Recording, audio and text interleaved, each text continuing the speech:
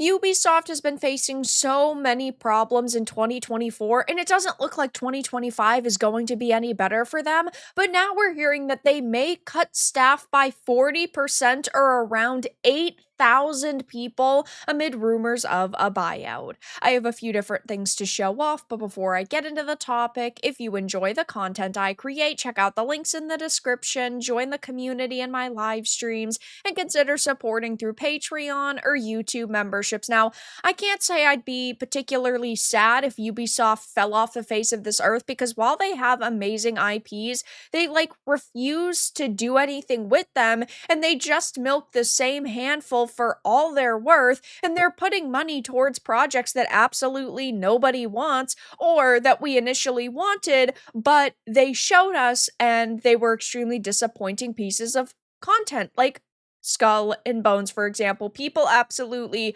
loved Assassin's Creed Black Flag. We thought that they would take that concept and build upon it, and they came out with an extremely mediocre game, which, by the way, we're hearing rumors that they allegedly spent between $650 and $850 million on this game, which is why they were calling it a quadruple A title. And they were even initially saying that they could have charged us more than $70, but this game fell completely flat for them. It just was not the experience that people wanted. When you hear about a gigantic open world pirate themed game, you're thinking massive raids, you're thinking tons of players, you're thinking an almost MMO status, and this game was anything but amazing, and it was missing features. Like, you couldn't smoothly get onto another person's ship or another ship in the world. Graphically, it looked like it was a couple of years old, that's for sure, and it had been in development for a decade, so that's not particularly shocking. But now we're hearing, after their quadruple A failure with Skull and Bones that reportedly cost them $650 to $850 million, X-Defiant, which was supposed to be the Call of Duty killer and fell flat, and Star Wars Outlaws, a game that they put a lot of money towards. I mean, it had the largest marketing budget they've ever put towards a game, and that failed. Now we're hearing that Ubisoft might have to cut staff by up to 40%.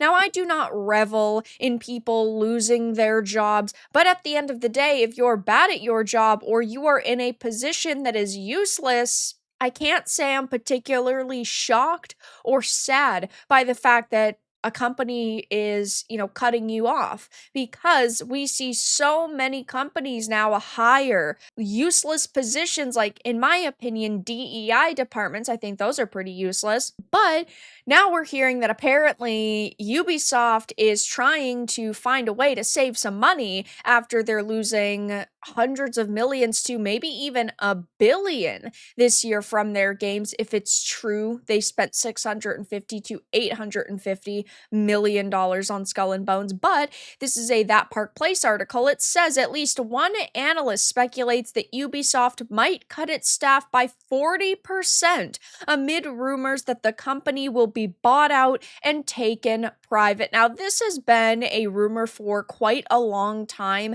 at this point, because there have been so many shareholders that have come forward and talked about how unhappy they are with the state of the company, and it wouldn't particularly surprise me if they were bought out and taken private. But while I would initially sit here and say this isn't much of a shocker and it can't get any worse for Ubisoft, once I heard the name associated with this rumor, I realized it could get worse, because it says that Tencent Holdings and the Guillemot family are considering options, including a potential buyout of the French video game developer after it lost more than half its market value this year, according to people familiar with the matter. I will never sit here and praise Tencent. They don't buy out. They want to trick regulators, and instead they invest invest until they've reached a point where they have a say in a company. And that's exactly how they've slithered their way into every market across the world.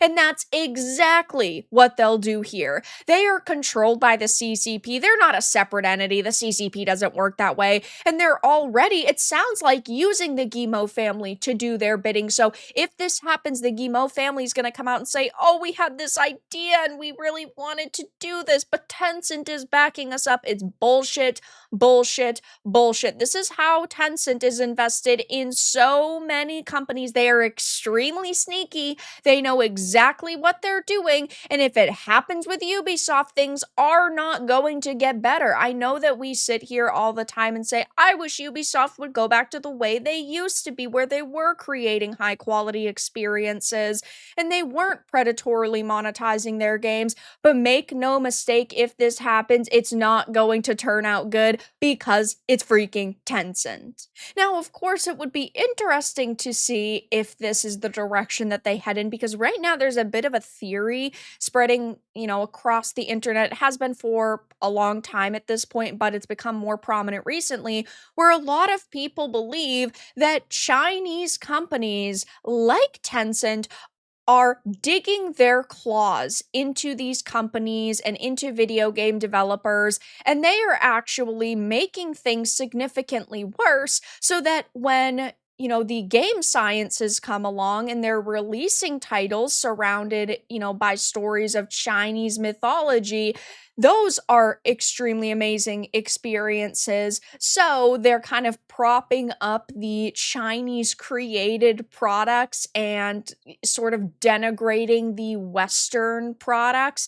And it is an interesting theory. I'm not sitting here saying it's true or false, but it does sound like something that the people over at Tencent would do, because they are extremely scummy. And again, they do try their very best to, get around regulators and ultimately trick people when it comes to business. So I'm not super shocked to hear that apparently Tencent and the Guillemot family are in talks to potentially buy out Ubisoft, but it is extremely worrying. And if this does happen, guys, things are not going to get better for this company. Now, I, of course, am someone who just kind of believes that all of these companies can't be saved because there are so many activists working at these companies. But if they were to lay off about 40% of people, maybe that would be a wake-up call for those at this company who are, spewing their politics and they're not leaving their politics at the door. Maybe this will be a wake-up call for them to go,